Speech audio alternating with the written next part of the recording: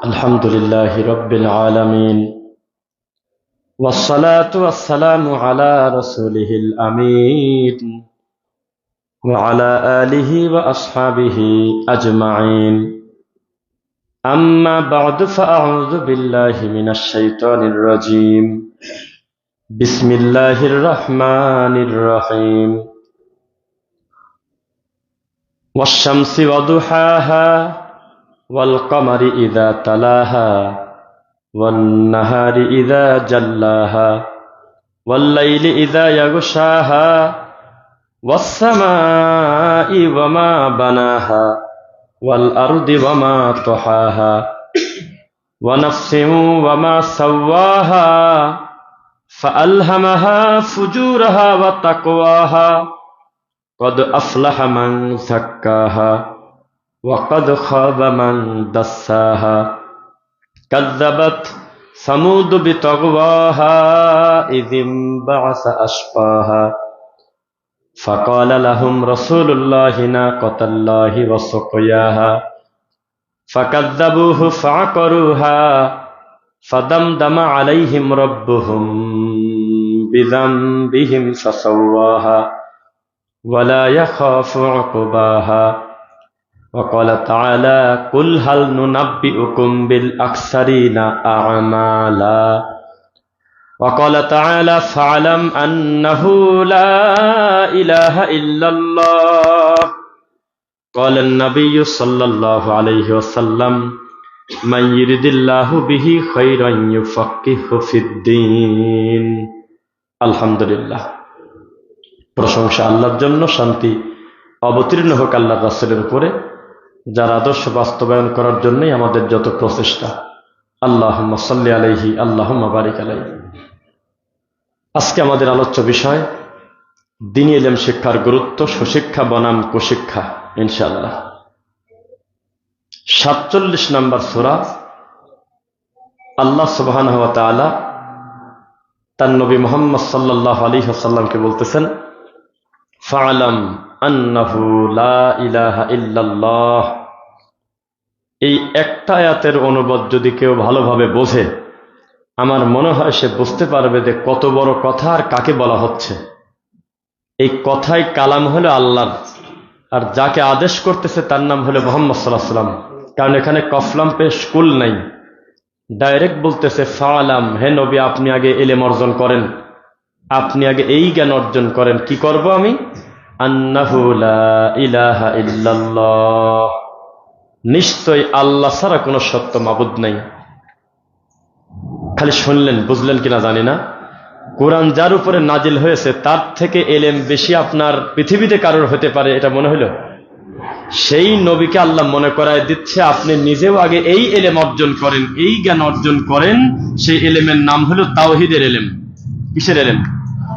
আল্লাহর ওহীর ইলম অর্জন আপনি করেন, এই কথা নবীকে বলতেছে। তাহলে আমার আর আপনার পরিস্থিতি কত কঠিন।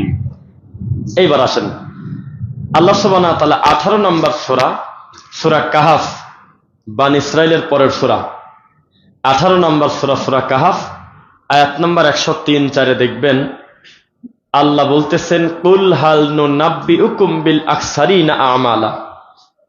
আমি আল্লাহ কি জানিয়ে দেব না তোমাদের ভিতরে কারা সবচেয়ে বেশি ক্ষতিগ্রস্ত, তারা সবচেয়ে বেশি অসহায়, কারা সবচেয়ে বেশি বিপদগ্রস্ত? কারা? যারা তাদের আমলের দিক থেকে অসহায়, আমলের দিক থেকে দুর্বল। ইলম নাই, আমল করবে কি দিয়ে? আমি একটা কথা বলি ওয়াজে বেশি বেশি, যে টয়লেটে ঢুকতে আপনার ইলম লাগে, জানেন? টয়লেটেও আপনার ইলম ছাড়া টয়লেটে ঢোকা যায় না। আপনি গ্রাম থেকে একটা লোককে জোর করে ধরে নিয়ে এসে হাইকোর্টে বসা দেন, বিপদ কাকে বলে দেখেন। ও তালি খুঁজে পাবে না যে আমি পানি খরচ করবো কিভাবে, টিস্যু কোন জায়গা, কি করবো, কি কিছুই বুঝবে না। ইলম লাগবে। ইলম ছাড়া টয়লেটে প্রবেশ করা যায় না। আর ইলম ছাড়া আমি আমার আল্লাহকে চিনবো, এটা হয় কোনোদিন? অথচ দুনিয়ার মানুষ জাগতিক ইলম যেই গতিতে বুঝে নিয়েছে, আল্লাহর ইলম সেই গতিতে বুঝে নেয় নেই। আল্লাহর কসম, আমাদের এলাকায় একটা ছেলে আছে, জীবনে 5 পর্যন্ত পড়াশোনা করে নাই, কিচ্ছু বলতে কিছুই জানে না। কোন লোকের মোবাইল নষ্ট হলে, কম্পিউটার নষ্ট হলে ওর কাছে যায়, কি করবেন না কর। এলাকার কোন লোকের মোবাইলে সমস্যা হলে, কোনো ফাংশনে বলে অমুকের কাছে যাও, জীবনে কোনোদিন 5 পর্যন্ত পড়ে নেই। মোবাইল ঘাটাঘাটি করতে করতে তার অভিজ্ঞতাটা কোন পর্যায়ে নিয়ে গেছে যে বড় বড় MA পাস লোক দাঁড়িয়ে আছে যে ভাই আমার মোবাইলটা তুমি ঠিক করে দাও। এক্সপেরিয়েন্স, অভিজ্ঞতা, এলেম তাকে কোন পর্যায়ে নিয়ে গিয়েছে। পুরান ঢাকাতে যায় দেখেন জিঞ্জিরা সহ কিছু জায়গায় এমন এমন হাতের কাজ করতেছে, আপনি হা করে তাকিয়ে থাকবেন আর বলবেন এই 8 বছরের 9 বছরের ছেলে করে কি? এলেম। কোথায় যাবেন এলেম ছাড়া বলেন আপনি আমাকে? একটা ইসের সাথে আর একটা ইস যুক্ত করতেছে এলেম, এক ইটের সাথে আর এক ইট যুক্ত করতেছে এলেম। কোন আয়াতে লেখা আছে যে তোমরা টাকি মাছ দিয়ে ইলিশ খাও, কি বলে লাউ খাও? আছে কোন জায়গা? কোরআন হাদিসে কোথাও লেখা নাই যে চিংড়ি মাছ দিয়ে তুমি লাউ খাও মজা লাগবে। কে বলছে? কেউ বলে নাই, আমরাই আবিষ্কার করছি এলেম। পৃথিবীর কেউ বলে নাই, কোন কোরআন হাদিসে লেখা নাই এই সার এই পরিমাণ দাও খেতে তোমার গম ভালো হবে, কোথাও লেখা নাই, মানুষ বানাইছে। পৃথিবীর কোন জায়গায় লেখা নাই এই আঠাটা ব্যবহার করো, এই আঠা ব্যবহার করলে ফ্যানটা শক্তিশালী হয়ে দাঁড়িয়ে থাকবে, কোন আয়াতে লেখা নাই এলেম। পৃথিবীর কোন জায়গায় লেখা নাই যে কোট প্যান্ট পরার সময় তুমি এইভাবে কালার মিল করে পরো, এইটা পরলে তোমার কাছে ফেভারিট লাগবে, পৃথিবীর কোন আয়াতে লেখা নাই এলেম। সব মানুষ তৈরি করছে, মানুষ আবিষ্কার করছে। কিন্তু যেটা দেওয়া আছে এইটার ব্যাপারে মানুষের বিন্দু মাত্র কোনো খেয়াল নাই, ধৈর্য নাই। দেওয়া আছে মানে কি বুঝাইছি বলেন? মানে কোরআন হাদিস নাকি? যেটা ওহি দেওয়া আছে ওই এলেম পড়বে না, যেটা দেওয়া নাই সেটা বানায় ফেলছে। আরে বাবারে, কিছু কিছু এলাকায় গিয়ে এমন এমন রেসিপি আমাদের সামনে পেশ করে, খাওয়ার পরে ওদের জিজ্ঞাসা করে একটু কাগজে লিখে দেন কি দিয়ে বানাইছেন, এলেম। কোন আয়াতে লেখা আছে যে এইভাবে শুটকি তৈরি করো, এইভাবে ভর্তাটা এইরকম করো? কোথাও লেখা নাই, মানুষ বানাইছে। তাহলে মানুষ ব্রেন নাই, তার বিদ্যা খাটায় নাই কথা আপনি বলেন না, এটা ভুল কথা। মানুষ তার ব্রেন খাটায়, তবে আসল জায়গা খাটায় না। কে বলেছে ব্রেন খাটায় না? গাধার মতো পরিশ্রম করতেছে 100 টাকা বেশির লোভে, 200 টাকা বেশি ইনকাম করার জন্য। এই মাজার রোডে শত শত অটো দাঁড়িয়ে আছে, তারা মুসলমানের বাচ্চা, নামাজের টাইম চলে যাচ্ছে জানেই না। কে বলেছে এলেম না? এলেম না থাকলে টাকার জন্য বসে থাকে? তার বুদ্ধি না থাকলে এমনি বসে আছে? এলেম না থাকলে সবাই যখন অটো চার্জে দিয়ে দেয় তখন সে বাসা থেকে বের হয়, কারণ জানে যে বিপদে পড়া লোকদেরকে আমি টার্গেট করলে আমার 4 ঘন্টা আমি রাত্রে গাড়ি চালালে আমার 1000-2000 টাকা থাকবে। এলেম নাই। কে বলেছে? দুনিয়ার সব কিছু বোঝে, দিনের ব্যাপারে কথা আসলে বলে আমি কি এত কিছু বুঝি নাকি? ইয়ালামুনা যাহিরাম মিনাল হায়াতিদ দুনিয়া ওয়া হুম আনিল আখিরাতি হুম গাফিলুন। দুনিয়ার ব্যাপারে তারা খুবই পণ্ডিত, আর পরকালের ব্যাপারে কথা আসলেই বলে আমি হলো মগা, আমি কি কিছু বুঝি নাকি, আমি মাদ্রাসায় পড়ছি নাকি। এই কথা বলে তারা দায় সারা কাজ করে। আল্লাহ হেদায়েত দিক বলুন আমিন।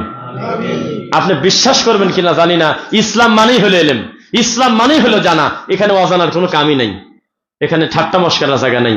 আদ-দীনুন নাসিহা, পুরা দিন মানেই হলো নসিহত। ভাই আমাকে নসিহত করবে, আমি ভাইকে করব, ভাইয়ের মাধ্যমে আমার ভুল সংশোধন হবে, আমার মাধ্যমে ভাইয়ের ভুল সংশোধন হবে। এখানে কারোর উপরে কোনো পণ্ডিতি নাই। বুঝতেছেন কথা? এলেম কাকে বলে? মূসা আলাইহিস সালাতু ওয়াস সালাম খিজির আলাইহিস সালামের পিছনে পিছনে গিয়েছেন কিনা? আমাদের দেশে এখানে আবার একটু ভুল ভাবে ব্যাখ্যা করে সফিরা, পীররা। তারা মূসা নবীকে বেইজ্জত করে খিজিরকে বড় করে, বলে যে শুধু নবী হলে হবে না, আল্লাহর অলির হাতে হাত দিতে হবে, এজন্য খিজিরের পিছনে দৌড়াচ্ছে। এ কথা বলা নাই, কোথাও লেখা নাই।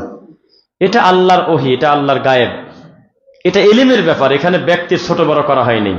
2, সারা পৃথিবীর ওয়াজকরণী কোটি কোটি এক জায়গা করলে আবু বকরের সমান হবে না, কারণ তিনি হলো সরাসরি আল্লাহর নবীর সাহাবী, তার সাথে কি তুলনা চলে? আর এই জাতি ওয়াজকরণীকে বড় করতে গিয়ে আবু বকর সিদ্দিককে ব্যঙ্গ করতেছে, খোলা মাঠে বলে আর কেউ তো জুব্বা পাইল না, উনি জুব্বা পাইল, বোঝা গেল এখানে কিছু বিষয় আছে। কি কয় এগুলো? জি না, নবী নবী, সাহাবী সাহাবী, তাদের সাথে কারোর তুলনা করবেন না কোনোদিন। যে কথা বলতেছিলাম, এলেম ছাড়া টয়লেটে প্রবেশ করা যায় না, এলেম ছাড়া স্ত্রীর সঙ্গে মিলন করা যায় না, এলেম ছাড়া পেশাব পায়খানায় প্রবেশ করা যায় না, আল্লাহর ঘরে যাওয়া যায় না, জুতা পর্যন্ত পরা যায় না, আরে পানি পর্যন্ত খাওয়া যায় না, রান্না পর্যন্ত করা যায় না, নিজের বুকের দুধ বাচ্চাকে খাওয়ানো যায় না। প্রত্যেকটা জায়গায় নবীর পদ্ধতি দেওয়া আছে কিনা? আছে। আপনি এই দিন এলেম অর্জন ছাড়া কিভাবে কি করবেন? আমি তো কিছু এলাকায় গিয়ে বলি, এলাকায় কি সবাই আপনারা আহলে হাদিস? তো বলে হ্যাঁ আহলে হাদিস। তাই বললাম যে এই এলাকায় মাদ্রাসা আছে একটা, কয় যে না তা নাই। তো বললাম যে তাহলে বিপদের শেষ নাই। সামনের দিন শুধু জোরে আমিন দেওয়ার বুকে হাত বাঁধা দিয়ে কোনোদিন এই দিন ঠিক রাখতে পারবেন না। উড়ন্ত বক্তব্য বছরে একটা মাহফিল করলেন আর হাওয়া হয়ে গেলেন, এইটা দিয়ে জাতির কোনো কল্যাণ হবে না আপনি যদি দিনী প্রতিষ্ঠান না করেন। একাডেমিক্যালি যদি বাচ্চাদেরকে কোরআন হাদিস না শেখান, এই সমাজের উপরে আল্লাহর গজব পড়বে অতি দ্রুতই। এ কথা বলে আসছে আমি গাদিপুর। 30-35টা মসজিদ, অথচ 200টা মেয়ে আর ছেলে ভিন্ন ভিন্ন করে দিন শিখবে, কোনো প্ল্যাটফর্ম নাই। এর থেকে লজ্জার কিছু আছে? আপনি আমাকে বলেন। তাহলে বোঝা গেল দিনই এলেম হলো আমাদের আগে, নাকি আমল আগে? এলেম আগে না আমল আগে? ইমাম বুখারী রাহিমাহুল্লাহ বলছে এলেম শুধু আগে না, কথা এবং কাজের পূর্বে এলেম। কথাও বন্ধ, কাজও বন্ধ। এলেম নাই, কিছু নাই, তুমি কথা বললে কেন? এলেম নাই তো বলো কি কারণে? দেখবেন একটা মজলিসে 1 ঘন্টা বসে আছে সম্মানী লোকজন, আলাপ আলোচনা করতেছে, হঠাৎ করে একটা বেয়াক্কিলি এমন একটা কথা বলছে 10 সেকেন্ডে, এই একটা কথা গোটা মজলিসে তার বেইজ্জত করে দিল, একটা মুখের কথায়। যে তুমি কোথায় কি বলতে হয় জানো না, আছে নাকি? কথা সত্য, কিন্তু এখানে বলার জায়গা না। আপনাদেরকে আরেকটু বোঝাই, একটা গরুর বাছুর যখন জন্ম নেয়, কয় মাস পরে সে বাছুর দাঁড়ানো শেখে? হাঁটা শেখে কতদিন পরে? আর একটা মানুষের পেট থেকে মানুষের বাচ্চা যখন জন্ম নেয়, স্বাভাবিক হাঁটা চলা করতে মিনিমাম কতদিন লাগে? 2 থেকে 2.5 বছর। বুঝবেন, কথাগুলি বুঝবেন মনোযোগ দিয়ে। আল্লাহ সুবহানাহু ওয়া তাআলা আমাদেরকে দুর্বল করেছেন, দুর্বল করার পরেও আমাদেরকে কিতাব দিয়েছেন, দুর্বল করার পরেও আমাদেরকে শরীয়ত দিয়েছেন। কারণ আমরা আমার রবের কাছে ওয়াদাবদ্ধ যে আমরা আপনার কথা মেনে নেব, আপনার কথা নেব আমরা। পাহাড় নেয় নাই তাতে কি, কেউ নেয় নাই, না নিল আমরা নিয়ে নেব। আমরা এই কথা বলে নিয়ে আসছি। এখন যদি জমিনে এসে আমাদের কাছে আল্লাহর ওহীটাই বড় বোঝা হয়, মনে করবেন যে ওই যে কি কোথায় যেন লেখা আছে, তোমার জীবন 16 আনাই মিছে, আর 16 আনা মানা না, গোটা জীবনই মিছে। ডাল মে কুছ কালা হে বলে না বাঙালি বারবার, পুরা ডাইলি কালা, আবার ডালের ভিতরে আবার কালা কিসে, পুরা ডাইলি বাতিল। যেই লোকের এলেম নাই তার গোটা জীবনই বরবাদ, কিচ্ছু বলতে কিচ্ছু নাই, কিছুই নেই। কি করবেন? বিশাল বড় নেতা, বিশাল বড় দায়িত্বশীল, আজকে বক্তব্য দিচ্ছে, আমি আসতে শুনলাম যে আপনারা যদি অমুক অমুক দল করেন তাহলে নামাজ পড়ে লাভ কি? তার মুখ ভর্তি দাঁড়িয়ে আমার কাছে সেভ করা আছে। এলেম নাই বলে দিচ্ছে, হুট করে মন চাচ্ছে একটা কথা বলে দিল। কি করবেন বলেন আপনি? এলেম ছাড়া কিচ্ছু করা যায় না। আল্লাহর নবী এক সাহাবী আরেক সাহাবীকে বলতেছে যে তোমার গলায় কি? তো কয় যে না, এটা তাবিজ না, এটা এমনি একটা জিনিস নিছি, দোয়া, এইটা নিলে আমার চোখের চুলকানি কমে যায়। আমারও মন চাই খুলে ফেলি, যেই খুলি আর খালি চোখ চুলকায়, খুব চুলকায়। তখন তিনি বললেন এটা খুলে ফেলো, চুলকানো ঠেকানোর জন্য দোয়া পড়ো। তুমি যখন খুলে ফেলো তখন ইবলিস শয়তান নিজের আঙুল দিয়ে চুলকা চুলকা দেয়। এলেম লাগলো না কথাটা বলতে? শয়তান সেখানেই সুযোগ পাবে যেখানে এলেম নাই, তাওহীদ নাই। যত জিনগ্রস্ত রোগী 80% উপরে মহিলা, কি কারণে? জবাব দেন। কিছুই বোঝে না, দিন ধর্ম ধর্মকর্ম কিছুই জানে না, চেষ্টাও করে না। ইল্লা বাউদাশাই, কিছু মেয়ে বাদে কিছুই জানে না। একজন বলতেছে জি বুবু, হ্যাঁ ঠিক, কোথায় আছে তা জানে না, আন্দাজে চলতেছে, দিন ধর্ম চালাচ্ছে। এই জন্য ইবলিস জিন তাদের কাছে সুযোগটা বেশি পায়, ধোকাটা তাদেরকে বেশি দেয়। তারা বুঝতে পারে না যে আমার স্বামীর আমানতটা কি জিনিস, হুট করে একটা অন্যায় করে ফেলতেছে, জিন তাদেরকে প্রভাবিত করতেছে। কিন্তু যে লোকটা সালাত আদায় করে, যার কাছে আয়াতুল কুরসি আছে, যার কাছে ফালাক নাস আছে, যার কাছে সূরা ফাতিহা আছে, যার কাছে তাওহীদ আছে, নিয়ম কানুন বোঝে, সেখানে কিন্তু ইবলিসের কোনো জায়গা নেই। ও মুসলমান, ওহীর এলেমের মর্যাদা কত এক শব্দে বলে দেব আজকে। কি? নিজের বাড়িতে নিজে ঢোকার সময় কেউ যদি খালি একবার বলে আসসালামু আলাইকুম ওয়া রাহমাতুল্লাহ, এই কথা বলে যদি নিজের ঘরে ঢোকে, আল্লাহর নবী 1450 বছর আগে বলেছে এই বাড়িতে আর শয়তানের জায়গা থাকলো না। কেউ যদি বাড়ি থেকে বের হওয়ার সময় বলে বিসমিল্লাহি তাওয়াক্কালতু আলাল্লাহি লা হাওলা ওয়ালা কুওয়াতা ইল্লা বিল্লাহ, এই কথা বলার পরেই যদি অ্যাক্সিডেন্ট করে মরে যায়, তার গোটা জীবনটা মহান আল্লাহর জিম্মায় চলে গেছে। সুবহানাল্লাহ। ইলম লাগবে কিনা বলেন? আজকে আমি সাজিয়ে এসেছি যে এলেমের উপরে বক্তব্য দেব, আমাদের বাচ্চাদের দিন শেখাতে হবে ইনশাআল্লাহ। আপনাদের শেখার দরকার নাই নাকি বলেন? হ্যাঁ, আপনারাও শিখবেন, কোরআন শিখবেন, হাদিস শিখবেন সাধ্য অনুযায়ী। কয়ে যে আমার মুখে আসে না, আরে আমার আল্লাহ তো জুলুম করে না কারোর প্রতি, যেটুক আসে সেটুকু চেষ্টা করবো আমরা। কার জানো একজন লোকের বাপের গল্প বলতেছে যে আমার আব্বা মরার আগে কি জানি তাকে আল্লাহ জ্ঞান দিছে, হুজুরের কাছে গিয়ে বলতো, আমাকে আপনি 29টা হরফ শেখাবেন 29 দিনে, আমি একদিনে শিখবো না। আলিফটা বলতে হয় কিভাবে একটু বলে দেন। তো বলতাম যে আলিফ, আবার বলেন আলিফ। এই কথা ওই লোকটা নামাজ বাদ দিয়ে বাকি সময় যে সময়টুকুন বাসে নামাজ ছাড়া, ওই সময়টুকুন বেশিরভাগ ক্ষেত্রে আলিফ আলিফ বলতো, বলে বলে একেবারে হক আদায় করে করে মুখস্থ করছে। গোটা 29টা হরফ শেখাও শেষ, তার কিছুদিন পর লোকটা মরে গেছে। এখন এলজাবরা উল্টা পাল্টা যদি এই লোকটা আমপারা পড়া শিখে দিত, তাহলে কি লাভ হইতো বেশি? উনি আগে হক আদায় করতে চাচ্ছে। উনি বলছে যে আমি একটাই শিখবো, 2টা হরফ শিখবো না। পরের দিন এসে হুজুরকে বলতেছে, দেখেন হইল কিনা। হুজুর বলতেছে আমার থেকে ভালো হয়েছে, কারণ এই একটা 24টা ঘন্টা মাথায় নিয়ে ঘুরছে। আর এইটুক বাচ্চার কাঁধে দিয়ে দিয়েছে কোচিং এর বই দিয়েছে 42টা। বইয়ের ভারে টানতে পারতেছে না। ফজরের নামাজের আগে বাচ্চা টানি তুলে দিয়ে বাপ আর মা ঘুম পারতেছে। কাজের লোকের বলছে টানিয়ে নিয়ে চলে যা। এই 8 ঘন্টা 9 ঘন্টা ডিউটি করতেছে। দিন শেষে আসার পরে বাচ্চার আরো 6টা বই আছে, কোথাও লেখা নেই কথা। আল্লাহর কসম ভুল। এভাবে ইলম অর্জন হয় না, কোনোদিন হবে না। তাকে আপনি পড়েন যে ফালামান্নাহু লা ইলাহা ইল্লাল্লাহ, আগে তাকে তাওহীদ শেখান 1 বছর, অসুবিধা নেই, একটাই শিখুক। ছোট বাচ্চাকে আপনি কায়দায় শেখান 6 মাস, অসুবিধার কিচ্ছু নেই। তাকে টাইম দেন, ভালোভাবে বোঝান, সময় দেন। একটা ছেলে যখন 10 পারা হাফেজ হওয়ার পর ব্যাকে চলে যায়, এই দুঃখের আর শেষ নেই বাপ মার। কত ছেলে 25 পারার হাফেজ হওয়ার পরে শয়তানে ধরে পড়া বাদ দিয়ে চলে গেছে। প্রমাণ লাগবে কত বলেন, আমি দেব। কিছুই বোঝে না, দিন ধর্ম ছেলে বুঝবে, মজা পায় না, কি করবে? খালি সকাল দুপুর পিটায়, রাত দিন মন মতো পিটায়। একটু যদি বানান ভুল যায়, ও তো মজা নিয়ে পড়তেছে না, বিপদে পড়ে পড়তেছে। ওকে আপনার আনন্দ দিতে হবে, ওকে একটু বোঝাতে হবে যে কি পড়লে মিনিমাম এই সূরার শানে নজরটা কি, এই সূরাতে মূল শিক্ষাটা কি, সেটা বলে দেন। কিছুই কয় না, কিচ্ছু জানে না, একেবারে গোটা কোরআন মুখস্থ করে মিলাদ পড়ে বেড়াচ্ছে। কোন দোকান উদ্বোধন করতেছে, তাবিজ লিখতেছে। তাহলে এইগুলি, এই এলেম আমার কোনো উপকার করবে না। এমএ পাস করার পরে বাপ আর মা যদি বৃদ্ধাশ্রমে থাকে, ছেলে যদি 4তলা বিল্ডিং এ থাকে, ছেলে যদি সরকারি চাকরি করে, ওই ছেলে মূর্খ, ওই ছেলে ইসলামের নিয়ম অনুযায়ী শিক্ষিত না। আর দুনিয়ার পড়াশোনা হয়তো সেভাবে একাডেমিক করে নাই, বাপ আর মাকে যোগ্য সম্মান দিচ্ছে, আমরা মনে করব তার সুশিক্ষা আছে। শিক্ষাই জাতির মেরুদণ্ডে, কথা মিথ্যা। এর পূর্বে যদি সু না লাগান, আল্লাহর কসমে কথাটা মিথ্যা। কেননা বিশাল বড় বড় বিশ্ববিদ্যালয় লেখা আছে, শিক্ষার জন্য এসো, সেবার জন্য বেরিয়ে দাও, আছে কিনা? অথচ 24টা ঘন্টা ওখানে বিভিন্নভাবে শিফটিং করে ক্লাস হচ্ছে। নাচের জন্য 2 ঘন্টা আছে প্রতিদিন, গান শেখার জন্য ভিন্ন ক্লাস, ক্রীড়া প্রতিযোগিতা আছে, খেলা আছে, কত ধরনের খেলা আছে, শরীর চর্চা আছে, তারপরে বিজ্ঞান আছে, সমাজ আছে, ভূগোল আছে, অর্থনীতি আছে, রাষ্ট্রবিজ্ঞান আছে, ইসলামী নীতি সব আছে। শুধুমাত্র কোরআন শেখার জন্য 1 ঘন্টা টাইম নেই। কি বিপদ কর! শিক্ষাই অর্জন করবে কি, আর ও সেবাই কি দেবে? এই শিক্ষাই অর্জন করলো শেষ পর্যন্ত যে এই বুড়ি বুড়ি টানে কিডা, ঠিক মতো টাকা পয়সা দাও, আর ওই জায়গা বৃদ্ধাশ্রম আছে দিয়ে আসো। এইদিকে আছে এক জায়গা, আসতে দেখি বৃদ্ধাশ্রম নাই কোন জায়গা। রাস্তায় রাস্তায় বৃদ্ধাশ্রম হচ্ছে, এটা কি ভালো খবর? এটা ভালো খবর? কারা থাকতেছে ওখানে? যা দেখেন গরিব মানুষের বাপ মার জায়গাই নেই।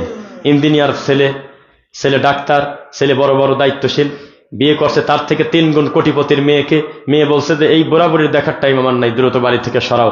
ধরে নিয়ে এসে দিয়ে গেছে। ওইদিকে কিছু জায়গা আছে, 13 মুখ বিলেদের এই পাশে আছে এক জায়গা দেখলাম, আরো কিছু জায়গা আছে।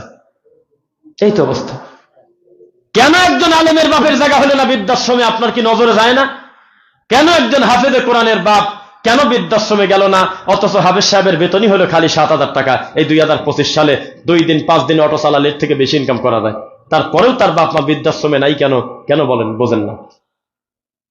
এইটুক মিনিমাম জ্ঞান আল্লাহ দিল না যে আপনার ছেলে জাগতিক উন্নয়ন করাচ্ছেন, অসুবিধা নাই, কিন্তু ওহির এলেম যদি না থাকে, এই ছেলের গোটা জীবনটাই মিশে। কয় আনা মিশে? আনা মানা না, কন যে গোটা জীবনই মিশে, সবই শেষ। কিসের আনা? কে কাকে জবাব দেবে? আপনি যদি ওহির এলেম অর্জন ছোটবেলা থেকে বাচ্চাকে না পড়ান, পরবর্তীতে ওই গুরুত্ব আর আসে না, পরবর্তীতে বুঝতে পারে না। আমি মাহফিল শেষ করে আমাকে বাইকে উঠায় দিচ্ছে আর কি, ওই যে তুমি হলে হুজুরকে ওই মেন রাস্তায় দিয়ে আসো, উনি একটা গাড়ি ধরে চলে যাবে, রাত মনে 12:30 একটা বাজে। তো যখন উঠায় দেবে, আমি তো বসে আছি পিছনে, তো বাপ আর ছেলের কথা হচ্ছে। তো ছেলে বাপকে ধমক দিল অন্য কোন একটা ব্যাপারে। এত কথা বলো কি কারণে? আমি কি বুঝি না? এরকম কি জানি 2টা কথা বলে ফেললো। আমি তখন অন্য ইয়েতে। পরে আমি বাসায় পৌঁছে ওনাকে ফোন দিয়ে বললাম যে ভাই, আত্মহত্যা জায়েজ থাকলে আপনাকে মরে যেতে বলতাম, আপনি বেঁচে নাই। মানে আমি বসে আছি পিছনে, একটা রানিং মাহফিল শেষ করে আমি যাব হলে ভালুকা, আর আপনার ছেলে আপনাকে 2 বার ধমক দিল যে সরে, এটা আমার ভালো লাগলো না, এতে আপনার মরে যাওয়া উচিত, এটা বেঁচে থাকার রাস্তা নাই। আপনি ছেলেকে কি পর্যন্ত পড়াইছেন? আল্লাহর কসম স্বীকার করলে আমার ছেলে আলিফ বা তাসাও ভালো করে পড়তে পারে না, সে ডাইরেক্ট স্বীকার করতেছে। এখন ওকে পিটায়ও কোনোদিন তাকে একটা হুজুর ধরে তাকে কোরআন শেখানো যায় না, ওই টাইমই নাই ওর হাতে। কে কার গুরুত্ব দেয়? সন্তান বিনয়ী হবে কোরআন পড়ালে, ইনশাল্লাহ পড়েন। সন্তান আদবালা হবে ইসলাম পড়ালে, কেননা আদবের সবচেয়ে বড় আদবই তো কোরআন। আয়েশা রাদিয়াল্লাহু আনহাকে বলল, আল্লাহ নবী কেমন? আল্লাহ নবী এই সেই, কি করে, অমুক করে। কয় কোরআন পড়ো নাই? হ্যাঁ। কয় ওইটাই আল্লাহ নবীর চরিত্র। সুবহানাল্লাহ। এত কথা কিসের? কোরআন মাজিদ পড়লে যে বৈশিষ্ট্য পাবে, সব বৈশিষ্ট্য নবীর ভিতরে আছে। সুবহানাল্লাহ। তুমি কি পড়ো নাই কোরআন? কয় হ্যাঁ পড়ছি। কয় ওইটাই, কোনো বেশ কমতার নাই।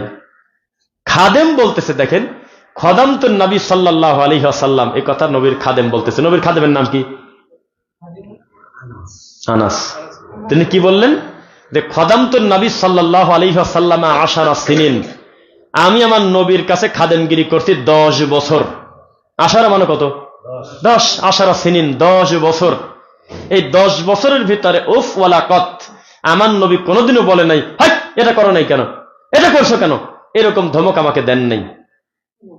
এবং অন্যান্য সাহাবী এই হাদিসের ব্যাখ্যা করে বলতেছে, তুলনামূলক তার ভুলও ছিল না খুব একটা বেশি, কারণ তাকে বেশি বেশি নেগেটিভ কথা বলে নেই আমার নবী। আর রাত দিন দাঁতের উপরে প্রেসারে রাখলে আরো উল্টে দেয়, তাল খুঁজে পায় না। বুঝতেছেন নাকি কথা? তো তিনি বললেন যে আমার নবীর যে আচরণ, এই আচরণে তিনি আমার দিকে তাকালেই আমি বুঝতাম যে মনে হয় এটা আমার ভুল হচ্ছে, কিন্তু নিজে থেকে আমাকে কখনো শক্ত কথা বলেননি। আর আমাদের দেশের মাদ্রাসাগুলোতে 6 নম্বর মাখরাজ জিব্বার মধ্যখান তার বরাবর উপরে তালুর সঙ্গে লাগাইয়া জিম শিন আর ইয়াটা মুখস্থ নাই, 10টা বাড়ি দিয়ে দিয়েছে পিঠের উপরে, পিঠের চামড়া তুলে দিয়েছে। কত প্রমাণ লাগবে? ওই যে কুরিল বিশ্ব রোডের ওই পাশে একটা মাদ্রাসা আছে, নাম না বলি, সেই মাদ্রাসায় ভর্তি হতে লাগে 40,000 টাকা। সেই মাদ্রাসায় প্রতি মাসে 50,000 টাকা দেওয়ার জন্য সিরিয়াল ধরে তারা থাকে, কিন্তু হয় না, জায়গা নেই, ফেরত দিয়ে দেয়। ইন্টারন্যাশনাল মাদ্রাসা নাম দিয়েছে। ওই মাদ্রাসায় বলৎকার করে শিক্ষক ধরা পড়ছে জরিমানা সহ, ছাত্রদেরকে গরুর মতো পিটায়, সিসিটিভি ফুটেজে ধরা পড়ল। তো এটা এই আল্লাহকে এই কথা বলছে? এইভাবে প্রতিষ্ঠান চলে না। আল্লাহ জুলুম করতে নিষেধ করেছেন। এমনকি নিজের ব্যাপারে আল্লাহ বলেছেন, আমাল্লাহু বিযাল্লামিল লিল আবিদ, আমি আল্লাহ আমার বান্দার প্রতি জুলুম করি না। সুবহানাল্লাহ। আমি কখনো জুলুম করি না, তোমরা জুলুম করবে কেন? বাচ্চাদেরকে ভালোবাসা দিয়ে শেখান। কিসের ভিত্তিতে তাকে আপনি পিটাচ্ছেন? আল্লাহর ভয়ে, দিনের শান্তিতেই সে ইবাদত করবে, শিখবে, এটা আমরা আশাবাদী। আচ্ছা দাঁড়ান, নাইজেরিয়া না কোথায় হবে এটা আমার ভালো করে মনে নাই, তারা সবাই কালো বর্ণের বাচ্চা, হ্যাঁ আফ্রিকা, হ্যাঁ আফ্রিকা, কোরআন পড়াচ্ছে, শিক্ষক কোরআন পড়াচ্ছে, আর এমন তার বডি ল্যাঙ্গুয়েজ, এমন অঙ্গভঙ্গি করে করে ছোট ছোট সোনামণিদের কোরআন পড়াচ্ছে। আমাদের এই মসজিদে আসলে আপনারা বাই করে দিতেন, বলতেন যে পাগল, সরাতে পাগল। এরকম করে কি কারণে? বাচ্চারা খালি হাসে আর পরে, কি যে আনন্দ তাদের ভিতরে। ক্লাসের টাইম হলো 9টা, 8:30 চলে আসে। স্যার হলে তাদের সবচেয়ে বড় বন্ধু, শিক্ষক হলে তাদের সবচেয়ে প্রিয় জিনিস, বাড়িতে থাকতেই চায় না। আসলেই ছন্দ করে করে পড়ায়, প্রতিটা হরফের নিচে এমন এমন সুন্দর করে উদাহরণ দিয়ে পড়ায়, আনন্দের সাথে পড়তে থাকে। মনে আমার খুব শখ আছে, আমি কোনো প্রতিষ্ঠান পরিচালনা খুব দ্রুতই, এটা অফিসিয়ালি আমি আমার প্রতিষ্ঠান বলতে যেটা বোঝায়, এইরকম আমি দায়িত্বশীল থাকলে সপ্তাহে 2 দিনও যদি টাইম দেই, আমার খুব আশা এর দায়িত্বশীল থেকে শুরু করে ছাত্র পর্যন্ত প্রত্যেকটা পরিবেশকে আমি রাসূলের সাহাবায়ে কেরামদের নীতি আদর্শের উপরে সাজাবো ইনশাআল্লাহ। ফাজলামের কোনো সুযোগই নেই। ভিডিও মোবাইল হাতে করে বাচ্চার সামনে বসে মোবাইল দেখবে, আর একটু পরপর বলবে এই পড়ো পড়ো, এত সস্তা, মন চাইলে আর হয়ে গেল। মোবাইল উল্টে রাখতে হবে। অফিসিয়াল টাইম ফোন না, ভিডিও দেখা যাবে না। মিনিটে মিনিটে ভিডিও কল দিয়ে বাচ্চাদের সামনে পরিবারের সাথে গল্প, আর এই বাচ্চারা পড়বে, এত সহজ? জি না। আর 2 দিন পর পর শিক্ষক পরিবর্তন হয়, ওই শিক্ষকের সাথে ছাত্রও চলে যায়। কি যে একটা সার্কাস চলে আমাদের দেশে, তার হিসাব নাই, জবাবদিহিতা নাই, কিছু নাই, কোন রকম তাদের কোনো জবাবদিহিতা নাই। তাদের অ্যাপয়েন্টমেন্টটাও সেভাবে নেওয়া হয় না, প্রপার ভাবে তাদেরকে নেওয়াও হয় না। এই তো চলতেছে। তো যে কথা বলতেছিলাম, আফ্রিকার সেই কালো মানুষটা বাচ্চাদেরকে কোরআন পড়াচ্ছে, আর আল্লাহর নাম যখন মুখ দিয়ে নিচ্ছে তখন তার মুখ ভর্তি হাসি, বাচ্চারাও খুশি মনে পড়ে।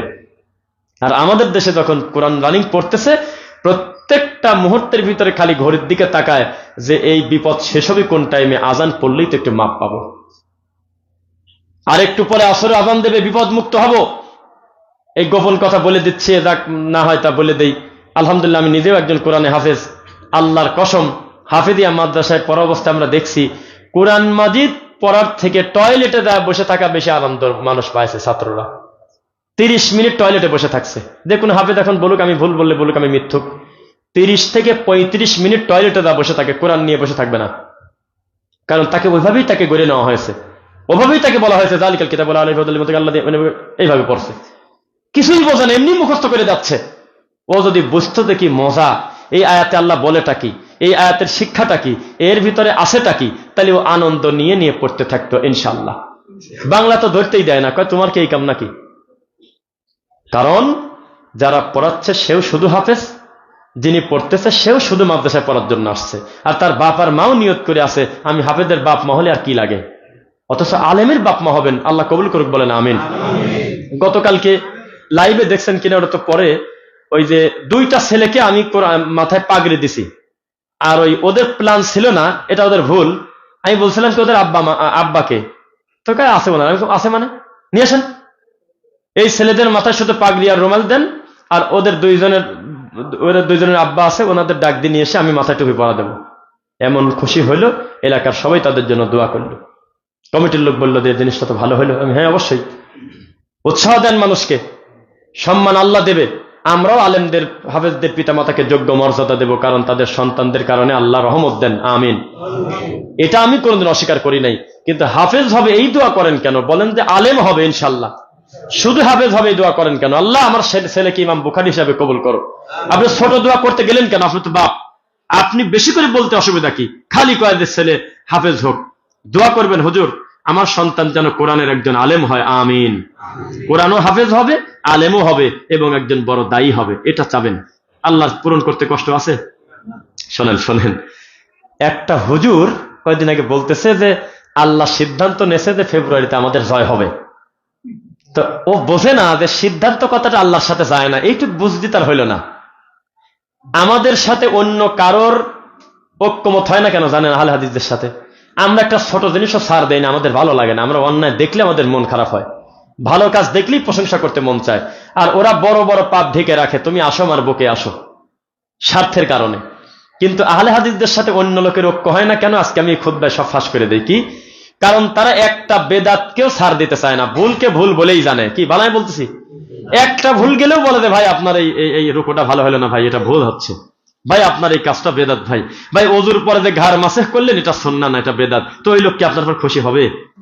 চতুর্মুখী ওই লোকটাকে সবাই বলতেছে অসুবিধা নেই, এভাবেই ওযু তার বাপ দাদা 14 পুরুষ করছে। হঠাৎ করে যদি আমি বলি অতিরিক্ত উল্টা টানটা দেওয়া নবী দেন না, এটা দিয়েন না, এমনি মাথা পুরাটা মাসেহ করে ফেলেন, উনি তো রাগ করবে। আর ওযুর কি ঢং জানেন? ওযুখানায় গেলে দেখা যায় সিসিটিভি ফুটেজ থাকলে টান দেন, এই টুপি পরাই আছে, এরকম করে এরকম একটা কারেন্ট পাওয়ায়, লাল আর সাদা তালা একটা গোতা মারে, এইরকম করে টান মারে, তারপরে এই হাতটা এইভাবে ভেদ অবস্থায় এই টানটা দেয় মন মতো। কারণ এটা তো শয়তান বানাইছে। যেই ইবাদতটা আল্লাহ এবং তার নবী থেকে পায় না, ওইটা সুন্দর করে আদরের সাথে 2 হাত দিয়ে টায়নি এরকম করে, তারপরে এরকম করে নিয়ে আসে। কোথায় আছে? অথচ আছে, আমরা হাদিস পড়ি পাইছি এরকম ভেদা হাত দিয়ে পুরা মাথা, কে জানি বলছে 4 ভাগের 1 ভাগ, কোথায় আছে খুঁজে পাচ্ছি না আমরা। এই জন্য আমাদের সাথে আপনাদের অনেকেরই ঐক্য হয় না। আমরা একটা শব্দ চয়নে আল্লাহ সম্পর্কে কেউ কটু মন্তব্য করলে ভিতরটা ছিঁড়ে যায়, নবীকে নিয়ে ব্যঙ্গ করলে আমাদের সহ্য হয় না। এই জন্য আমরা জুমার খুতবায় মাহফিলে বারবার বলি আল্লাহর বলে সিদ্ধান্ত নেওয়া লাগে। এই কথা কি আল্লাহর সাথে যায়? আল্লাহ কি সিদ্ধান্ত নেয়? সিদ্ধান্ত নেয় আমাদের মতো জাহেল, আপনার মতো লোক, যারা চিন্তা করতেছে যে দলের লোকজনকে নিয়ে একটু বসি, বিষয়টাকে কি করা যায়, সিদ্ধান্তে আসতে হবে। আল্লাহর কি এরকম কোন চিন্তা আছে? আল্লাহ সিদ্ধান্ত নেবে কেন? বোকা। আল্লাহ হলো কোন ফায়াকুনের মালিক, তিনি হলো ইচ্ছা করার মালিক, তিনি চাইলে হয়ে যায়। সিদ্ধান্ত কাকে বলে এইটা বোঝে না। এই কথা বললে আমাদের হ্যাঁ তোরা হইলো হুজুরদের বিরুদ্ধে বলিস, মাওলানার বিরুদ্ধে বলিস, বোঝেন নাই তো আপনি। এদের বিরুদ্ধে বলা মানে হুজুরদের বিরুদ্ধে না। কারোর যদি এক জায়গায় একটু কেটে যায়, ডাক্তার সঙ্গে সঙ্গে তাকে বুকে টেনে নিয়ে বলে একটু কাটেছে, তাতে অসুবিধা কি? বাকি শরীরের সব জায়গা তো ভালোই আছে, আসো আমার বুকে আসো, তাই বলে? না বলে যে কোন জায়গা ভালো আছে চেহারা ওই দেখার টাইম নেই, কাটা জায়গা আর একটু ভালো করে কাটি ফ্রেশ করে পরিষ্কার পরিচ্ছন্ন করে সেলাই দিয়ে একটু ব্যথা দিয়ে হলে তোমার যাতে এই বিপদ থেকে তোমাকে আল্লাহ বাঁচায়। বাকি ভালো আছে কোন জায়গায় সেটা আমি জানি নাকি। আপনি যে নামাজ পড়েন, যাকাত দেন, হজ করেন, এই ব্যাপারে তো আমরা কোনোদিন মন্তব্য করি নাই, করছি। এটা তো ভালো আছে, পুরস্কার আল্লাহ দেবে, এটা আমি দেবো না, আমার বলার সাথে অপেক্ষা না। কিন্তু যেই অংশটুকু আপনার খারাপ আছে ওটা যদি আলেমরা সমাজে ধরিয়ে না দেয়, আপনি সংশোধন হবেন কিভাবে? হওয়ার উপায় আছে?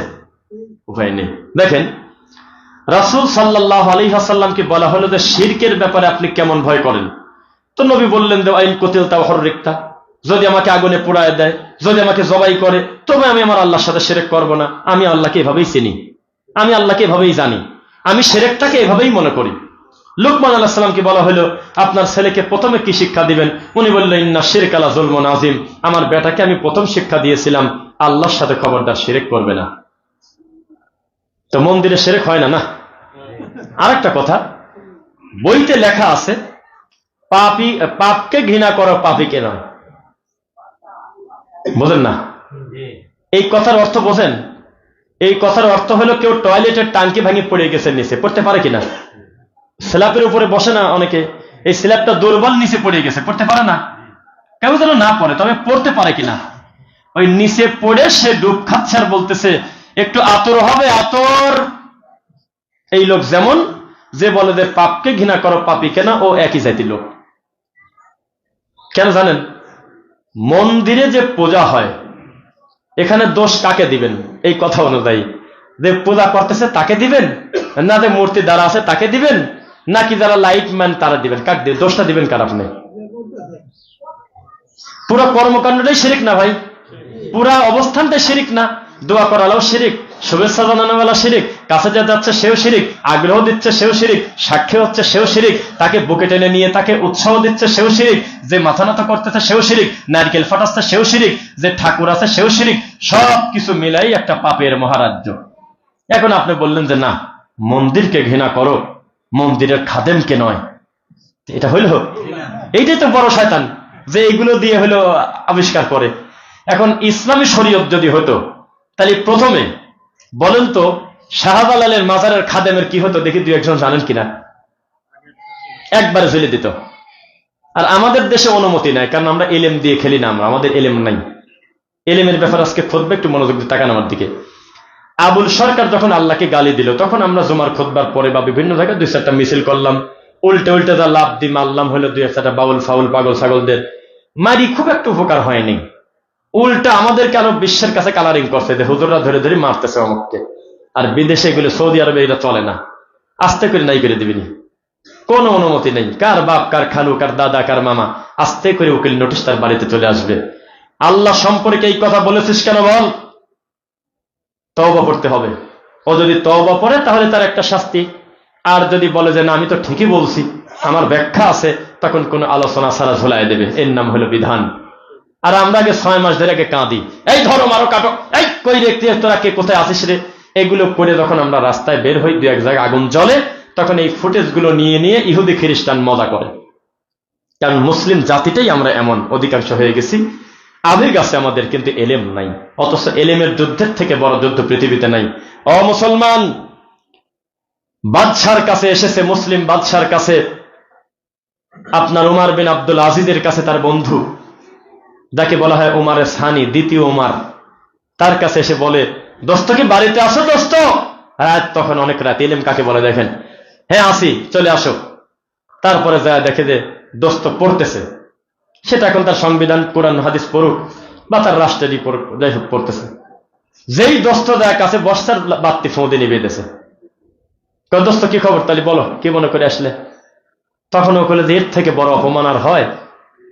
আমি তোমার দোস্ত, তুমি প্রধানমন্ত্রী, তোমার বাড়িতে আমি আসলাম গল্প করবো, কথা বলবো, আর তুমি ফোঁদি বাত্তি নিবে দিলে, এটা কি আমার সাথে মস্কারা না? লাইট নিবে দিলে। তখন উমার বিন আব্দুল আজিজ বললেন, দোস্ত তোমার কথা ঠিক আছে, তুমি আমার বন্ধু, তুমি আমার কাছে এসেছো, সব ঠিক আছে, কিন্তু যেই বাতি, যেই তেল দিয়ে বাতিটা জ্বলতেছে, তেলটা আমার বাপের টাকা দিয়ে কিনা না। আর তুমিও রাষ্ট্রের এমন কোন গুরুত্বপূর্ণ কাজের কোনো আসো নাই, এমন কোন ফাংশনাল কাজ না, আমার এটা অফিসিয়াল কাজ চলতেছিল। এখন তুমি যে এখন আসলে, আমি রাষ্ট্রের তেল খরচ যাতে না হয় সৌদি বন্ধ করে দিছি। এখন তোমার আর আমার যে কথা হবে, এই দায়িত্ব সরকার নেবে না, এই দায়িত্ব রাষ্ট্র নেবে না। কোথায় পাবেন আপনি বলেন? এটা এলেম না থাকলে এমনি হয়েছে, আপনি বলেন? এলেম থাকতে হবে, তখন বুঝবে। তখন ওমর বিন আব্দুল আজিজকে হাত ধরে বলতেছে যে ঠিক আছে বুঝলাম, ছেলে পেলের জন্য কিছু রেখে দেওয়া লাগে না, মরার পরে ওরা কি খাবি? তো কেন আমি আমার সন্তানদেরকে আলেম বানায় গেলাম। সুবহানাল্লাহ। আমি আমার সন্তানদের জন্য কোনো সম্পত্তি রাখলাম না, বিক্রি করে সব দিয়ে দিয়েছে, কিন্তু সন্তানদেরকে যোগ্য আলেম বানায়ছে। তা আপনারা কি পারবেন ইনশাল্লাহ যোগ্য আলেম করতে? যতদূর ঢোকানো যায় আগে আমাদের এই প্রতিষ্ঠানে আগে দেন। আপনার জালিদিল কুরবান, নিকটতম আত্মীয়ের হকটা আগে পরামর্শের মাধ্যমে, বুদ্ধির মাধ্যমে, যেভাবে হোক আগে আমাদের এই প্রতিষ্ঠান, আমাদের এই তাকওয়া মাদ্রাসাতে আপনার সাধ্য অনুযায়ী সন্তানটা দিয়ে পরিপূর্ণ কোরআন পড়ার পরিবেশ করবেন। এরপরে জায়গা না হলে ভিন্ন পরিকল্পনা আছে ইনশাল্লাহ। আপনাদের পরিকল্পনার উপরেও তো আমাদের কাজ সামনে আগানো ভালো হতে পারে, পারে কিনা? এত বেশি ছাত্র আসতেছে, এত বেশি আপনাদের দোয়া পাচ্ছি, এত বেশি আগ্রহ যে আমাদের তাকওয়া মাদ্রাসার স্পেস বাড়ানো ছাড়া পথ নাই। এটা একটা পর্দায় এমনি চলে আসবে।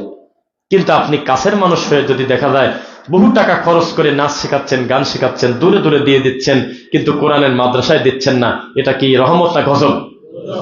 এই জন্য আপনাদের কাছে দাবি করলাম, এই মাস কি মাস? এটা ডিসেম্বরের 12 তারিখ, ডিসেম্বরের শেষের দিকে পরীক্ষা মনে হয় অধিকাংশ বাচ্চাদের শেষ। আপনি এখন থেকে মানসিক প্রস্তুতি নেন যে আমি আমার বাচ্চাকে কোরআন পড়াবো ইনশাল্লাহ। আল্লাহ তৌফিক দিন, আল্লাহুম্মা আমিন। ওমর বিন আব্দুল আজিজ বললেন, আমার ভয় হয় আমি আর তুমি বন্ধু দুইজন খোশ গল্প করতে গিয়ে এই তেল ফোরানোর টাকা যদি বিচারের মাঠে ঠেকে যায়, ঝামেলা বাঁচাতে পারবো না। এই জন্য ফু দিয়ে নিভাই দিলাম। ওমর বিন আব্দুল আজিজকে বলা হলো, এ কথা কোথায় পেলে? উনি বলল, আমি ওহী থেকে পাইছি, আমি আল্লাহর ইসলাম থেকে পাইছি, যে খবরদার খেয়ানত করবে না, তোমাকে যে দায়িত্ব দেওয়া হলো সেটা তুমি পূর্ণ আদায় করো। তো এইরকম সন্তান যদি আমরা তৈরি করতে যাই, আলেম ছাড়া কোনো কথা নাই। ভাই, বহু লোক বাসে উঠলে বমি করে, মিথ্যা নাকি? এত বড়ি খাওয়াবেন, ই খাওয়াবেন, তাও ই করবে। বরং বমি বন্ধের বড়ি খাওয়াবেন আরো বেশি করে করে। ওই মাথার মধ্যে এটাই ঘুরে দেয়, মানে উঠলেই সমস্যা।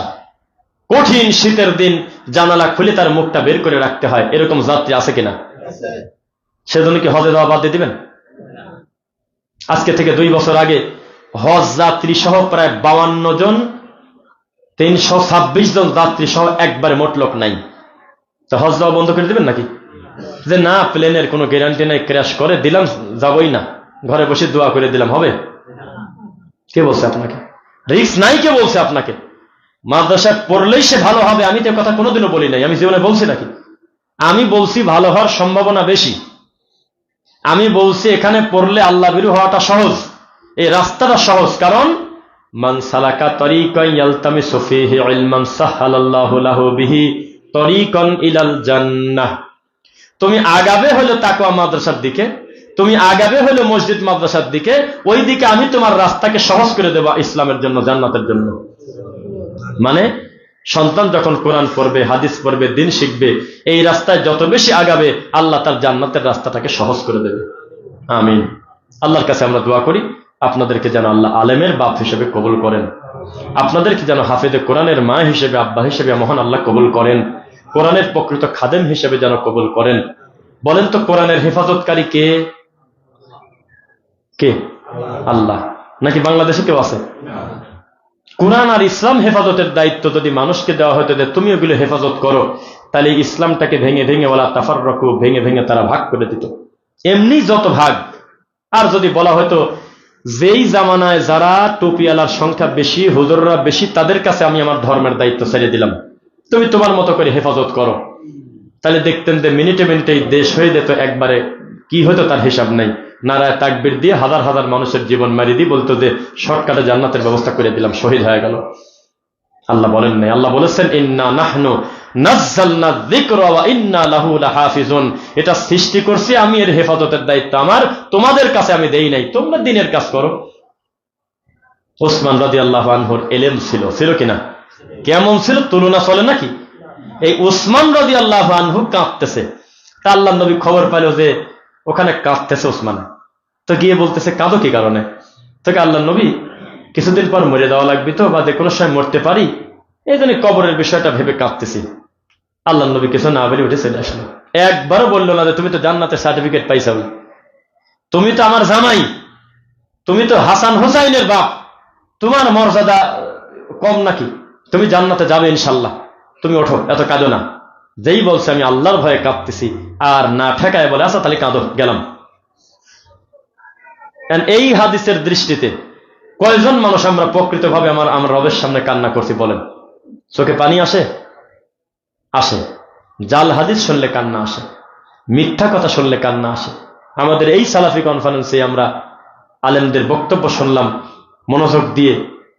একজন বড় আলেম বললেন যে এই যে আবুল সরকাররা, এই যে নুরা পাগলারা যারা ডাইরেক্ট কোরআন হাদিসকে নিয়ে ব্যঙ্গ করে, এদেরকে রাস্তাটা আমরাই দেখাইছি। কথা তো ঠিক। আমরা হুজুররাই তো দায়িত্বহীন কথাবার্তা বলতে বলতে এমন একটা পরিস্থিতি এখান থেকে ধার করে করে নিয়েই তো বাউলরা চলে। বাউলদের তো আলাদা কোনো ধর্ম নাই। আমরাই তো শেখাইছি আউয়ালু মা খালাকাল্লাহু ইশক, আউয়ালু মা খালাকাল্লাহু নূরি, আউয়ালু মা খালাকাল্লাহু রূহি। কোথাও নেই কথা, কোরআন হাদিসে কোথাও নাই, কিন্তু প্রতিষ্ঠিত হয়ে গেছে। এই জন্য এই আবুল সরকার ওখান থেকে ধার করে নিয়ে এসে মাঠে ময়দানে বলে। আল্লাহ হেদায়েত দিক, বলেন আমিন। মাঝে মধ্যে একটু সাহস করে ইমানের বল কিরকম দেখবো, একাই আল্লাহকে বলবেন, আল্লাহ আমি আমার নেতাগিরি ঠিক রাখতে গিয়ে তোমার দিন যদি একদিক চলে যায় যাক, এই চিন্তা করব না। তোমার দিনের ব্যাপারে ঠিক থাকতে গিয়ে বাতিলকে বাতিল বলতে গিয়ে যদি আমার পথ পদবি চলে যায় আমি কোরআন হাদিসের উপরে থাকবো ইনশাআল্লাহ। আল্লাহকে বলা কি দোষ আছে? আল্লাহ সব বোঝা আপনার উপরে একা দেন নাই, কারণ আপনাকে শুরু করেছে নিজেকে দিয়ে। কু আনফুসাকুম, আগে তুমি, ওয়া আহলিকুম নারা, এরপরে পরিবার। নোয়াখালী থেকে চলে আসছে জামাতে টঙ্গী ইস্তেমায়, রাগ করেন না। মানে আল্লাহ শুরু করলো ব্যক্তি থেকে না টঙ্গী থেকে? বুঝে কথা বলেন। আল্লাহ কি দাওয়াতের কাম শুরু করছে নিজে থেকে নাকি ওই টঙ্গী থেকে? বিশ্বাস করেন এই টঙ্গীটা হলো মূল টার্গেট। আমাদের এলাকায় গাড়িতে জায়গা হয় না, এই আরিসার ঘাট পার হয়ে নৌকাতে আসে, ওই বড় নৌকা, এই টাকা তুলে ভাড়া করে একবারে এপার আসে। আসার পরে 4-5টা গাড়ি ভাড়া করে চলে আসতেছে। ছেলে সালাত আদায় করে না, স্ত্রীর পর্দা বলতে বালাইও নাই, ধর্মকর্ম কিছুই বোঝে না। ওর ধারণা এই বড় সমাবেশে গেলে মোনাজাতার ঠেকায় কিনা, কারো না কারোর হিসাবে গড়ানে মনে কাজ হয়ে যাবে। অথচ কু আনফুসাকুমটা আগে নিজেকে জাহান্নামের আগুন থেকে বাঁচাও। এখন ওই লোকটা সালাত আদায় করতে জানে না, ওই লোকটার রুকুটা হয় না, ওই লোকটার সেজদা হয় না, ওই লোকটা কোরআনটা শুদ্ধ করে পড়তে পারে না, এক টানে চলে আসছে টঙ্গী। তাহলে ও বুঝলোটা কি? আপনি এখন বলেন। এ কথা বললে আপনার তো টিকা মুশকিল, রাস্তায় আবার আটকা দিবেনি। হ্যাঁ, তুমি এত বড় ইস্তেমার বিরুদ্ধে বলো, এটা হলো বিশ্ব ইস্তেমা। নাউজুবিল্লাহ বললেন না? বিশ্ব ইস্তেমা কাকে বলে? বিশ্ব ইস্তেমাকে আরবি করেন, আরবি করলে তার অর্থ দ্বারা হলো ইয়াউম আরাফা, আরাফার ময়দান। পৃথিবীতে এত বড় অ্যাসেম্বলি আর আল্লাহর জমিনে মাটির উপরে হবে না, এটা আল্লাহর নবী বলে গেছে। আরাফার মাঠে যত গুনাহ ক্ষমা করে আল্লাহ, একই সাথে এত মানুষকে একসাথে আর অন্য টাইমে ক্ষমা করে না। এইটার নাম বিশ্ব ইস্তেমা দেয় নাই, এইটার নাম দেশে হলো বিশ্ব ইস্তেমা। কোন জায়গার কোন দুঃখে পড়বেন বলেন আপনি? এভাবে এই সমাজকে দিন বিকৃত করতে করতে ধর্মটাকে হাসির পাত্র বানায় দিছে। ছোট্ট ছোট্ট এরকম একটা রুমের ভিতরে 100 জন বাচ্চাকে ঢোকা কাশিমপুর কারাগার বানায় দিছে, নাম দিয়েছে জামিয়া কুরানিয়া মাদ্রাসা, কওমি মাদ্রাসা, এই মাদ্রাসা মাদ্রাসা। এখান থেকে পুরান ঢাকা ঢোকেন, হাজার হাজার মাদ্রাসা রাস্তার দুই পাশে আপনি পাবেন। কিন্তু কতই না ভালো হতো পরিকল্পিতভাবে 2 বিঘা জায়গা নিয়ে খেলার মাঠ করে এই বাচ্চাদের জন্য যদি একটা প্রতিষ্ঠান করা হতো, যে আমি 200 জন বাচ্চা পড়াবো, আদর্শ তৈরি করবো, ভালো হতো না? কেন বলৎকার হবে না? আল্লাহ ক্ষমা করুন, কেন নোংরা কাজ হবে না? একটা রুমের ভিতরে শিক্ষক, ছাত্র, এক বালিশে 3 জন, জায়গা নাই, ওঠার জায়গা নাই, বসার জায়গা নাই, সিসিটিভি ফুটেজ নাই, কিচ্ছু নাই, কোনো ব্যক্তিত্ব নাই, কোনো চকি নাই, কোনো সিঙ্গেল বেড নাই, চলতেছে এইভাবে দিন। এই সিস্টেম আল্লাহ নবী বলেন নাই। তাই তো ডক্টর আবু বকর মোহাম্মদ জাকারিয়া হাফিজাহুল্লাহ কিছুদিন আগে একটা প্রশ্নোত্তর পর্বে বলছে, আজকের দিনে ছাত্রদেরকে আবাসিক রেখে পড়াশোনা করানোটাই একটা ফিতনা। আমার বাপ আর মা, মানে আমার 2 জনের চোখের আড়ালে আমার মেয়ে অথবা ছেলে কোথাও মেসে থেকে পড়বে বর্তমান জামানায়, এটাই একটা বড় অস্পষ্টতা। এটা রাখাই কঠিন। কিসের ভিত্তিতে রাখবেন? কোন শিক্ষকের হাতে তুলে দিবেন? কোন হুজুরের কাছে তুলে দিবেন যে আপনার বাচ্চাটা নিরাপদে থাকবে? 7 বছর 9 বছরের বাচ্চা বলৎকার করার পর ও যখন বলছে যে আমি কিন্তু বাপ মাকে বলে দেব, ছাত্রকে ফাঁসি দিয়ে মারি দিছে। তা কি এটা ঋণ শোধ করবেন কিভাবে বলেন? 2-1টা হলে না বিচ্ছিন্ন বলতাম। প্রত্যেক মাসে পেপার পত্রিকা দ্বারা পড়েন, দেখবেন যে 2-4টা খবর এরকম আছেই নাই। বলেন আমি মিথ্যা বলছি? টেলিভিশন খুললেই দেখবেন যে কয়েকদিন পরপরই এ ধরনের নিউজ আপনি পাবেন। কয়েকদিন আগে যে মাদ্রাসাটাকে বিশাল বড় মাদ্রাসা, বড় হুজুর মনে করতেন, সেই মাদ্রাসা এরকম ঘটনা ঘটে যাচ্ছে। দুঃখ এটাই। আল্লাহ ক্ষমা করুন, আল্লাহ আমিন। আমার একটা দৃশ্য চোখে পড়তেছে, দেখেন তো মেলে কিনা। একটা ছেলে সবাই যখন ঘুমিয়ে গেছে তখন একা একা ফাঁসি নিয়ে মরে গেল। বেশ কিছুদিন আগে একটা হাফিজিয়া মাদ্রাসার ছাত্র হাফেজ, দেখছিলেন মনে আছে, রুমাল দিয়ে ফাঁসি নিল, একা একা ফাঁসি নিয়েছে। কি পরিমাণ চাপ এসে থাকে, কি পরিমাণ প্রেশার তাকে দেওয়া হয়। আমরা এটা চাই না, আমরা চাই স্বাধীন মতো কোরআন হাদিস পড়বে ইনশাল্লাহ। আর তাদের দার্সের ব্যবস্থা থাকবে, হালাকার ব্যবস্থা থাকবে, আলেম ওলামা এসে তাদের মুখামুখি শিক্ষককে বলবে, ছাত্রদের দেখবে কি পড়াচ্ছে, কি অবস্থা, জবাবদিহিতা থাকবে। ইনশাল্লাহ দিনটা সুন্দর হবে। বাপমার জন্য প্রতি সপ্তাহে একদিন করে কাউন্সিলিং থাকবে। আমরা তো ভালো করে পড়ায় দিলাম, কিন্তু আপনি যদি বাড়িতে টিকটক চালান তাহলে তো আমরা বেশি আগাতে পারবো না, তাহলে তার দোয়া করে কাজ হবে না। আপনাদেরও তো সংশোধন হইতে হবে, কি বলেন? ছেলে হাফেজ, ছেলে আলেন, কিন্তু বাপ নামাজ পড়ে না, তো এখানে কোন বিপদ কোন? তার মানে শিক্ষা যার বেশি গ্রহণ করার দরকার উনি করতে পারেন নাই। মিনাল্লাযীনা ফাররাকু দীনাহুম ওয়া কানু শিয়া কুল্লু হিজবিন বিমা লাদাইহিম ফারিহুন।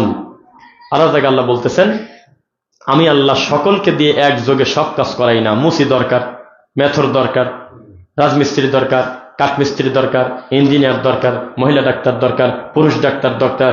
সব হালাল পণ্যের প্রতি আমাদের সুধারণা, হালাল কাজের প্রতি, কিন্তু সাথে আল্লাহর ওহির জ্ঞান যাতে থাকে। আমার জুতা সেলাই করবে কিনা মসজিদের ইমাম সাহেব, উনি পারবে এটা নাকি? শিখতে পারলে ভালো, যার যারটা করুক, কিন্তু এটা কে এসে করে দেবে? এটা একটা ডিপার্টমেন্ট আছে। এখন এই কর্মটাকে আমি ছোট করবো না যদি উনি আল্লাহর এলেম রাখে, ওহির এলেম রাখে। যে কোনো ডিপার্টমেন্ট কর্ম ভালো। আমাদের দেশে ড্রাইভারদেরকে যেভাবে দেখা হয় অন্য দেশে ড্রাইভারদের সেভাবে দেখা হয় না। আমাদের দেশে একটা কর্মকে যেভাবে ছোট করে দেখা হয় অন্য দেশে সেভাবে দেখা হয় না। কোটি কোটি টাকা, কিন্তু নিজেও সে তার সন্তান ওই 3 মাস ছুটি আছে, তার নিজের অফিসে কর্মচারী চাকরি করতেছে। হাজার হাজার প্রমাণ আছে। আল্লাহ তাআলা তুমি আমাদের সকলকে তোমার দিনের জন্য কবুল করো, আল্লাহুম্মা আমিন। জুমার খুতবার প্রথম পর্ব শেষ করছি। বারাকাল্লাহু লানা।